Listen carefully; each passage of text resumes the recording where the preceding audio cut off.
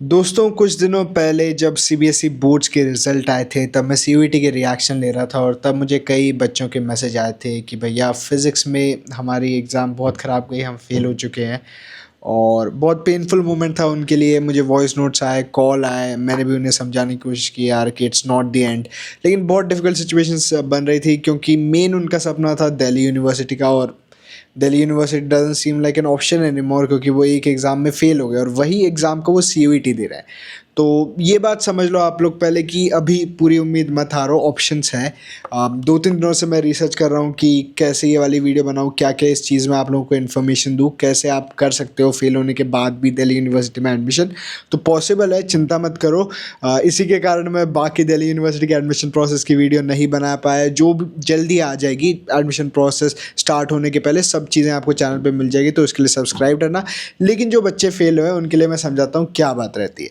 तो सबसे पहले तो आपको ये समझना है कि दिल्ली यूनिवर्सिटी बोलता है जिस भी सब्जेक्ट में आप सीयूईटी दे रहे हो, आपको उसमें क्लास 12th में पास होना है, नहीं तो वो आपकी मेरिट में गिना ही नहीं जाएगा। मान लेते हैं आपने फिज़िक्स दिया है अपनी सीयूईटी एग्ज़ाम में, लेकिन अपनी बोर्ड एग्ज़ाम में आप फिज़िक्स में फ़ेल हो गए हो, तो अभी सीयूईटी की ये स्कोर नहीं गिनेगा फिज़िक्स वाला दिल्ली यूनिवर्सिटी। तो मतलब जो भी सब्जेक्ट आप दे रहे हो सीयूईटी में, उसमें आपको क्लास 12 में पास होना है। लेकिन ये तो आपको पहले से पता नहीं चला होगा जब आप रजिस्टर कर रहे होंगे, और बहुत बच्चों का ये सीन हो गया है कि भैया यार फेल हो गए हैं, अब क्या करें।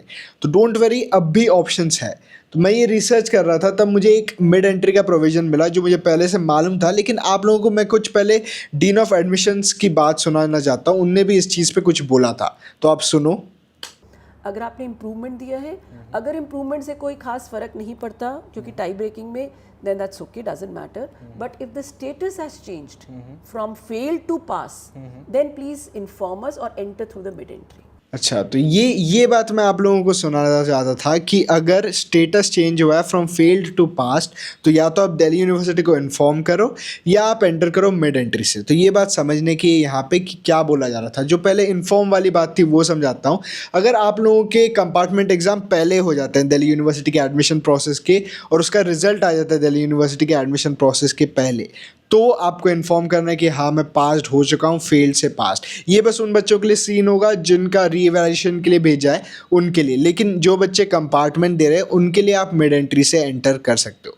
मिड एंट्री क्या रहेगा, अगस्त 17-18 के अराउंड हुआ था लास्ट 2023-2024 में। इस साल भी अराउंड दैट टाइम होगा क्योंकि सेम टाइमलाइन चल रही है। तो इसके अराउंड होती है मिड एंट्री। अब इसके समय अगर आपका सीबीएसई का रिजल्ट आ जाता है इसके पहले और आप उसमें पास्ड हो, तो आप एडमिशन ले सकते हो। अब ये कब होगी आपकी कंपार्टमेंट एग्ज़ाम, ये अभी आप जितनी भी न्यूज़ में देखोगे पता चल रहा है कि ये आपकी जुलाई के अराउंड होने वाली है एग्ज़ाम। और अगर अगस्त तक के रिजल्ट आ जाते हैं तो आप अगस्त 17, अगस्त 19 इस तारीख तक के आप मिड एंट्री से एडमिशन ले सकते हो। मिड एंट्री क्या होता है वो भी अच्छे से समझा देता हूँ। दिल्ली यूनिवर्सिटी की नॉर्मल एडमिशन प्रोसेस होती है फ़ेज़ 1 में, फ़ेज़ 2 में, फ़ेज़ 3 में।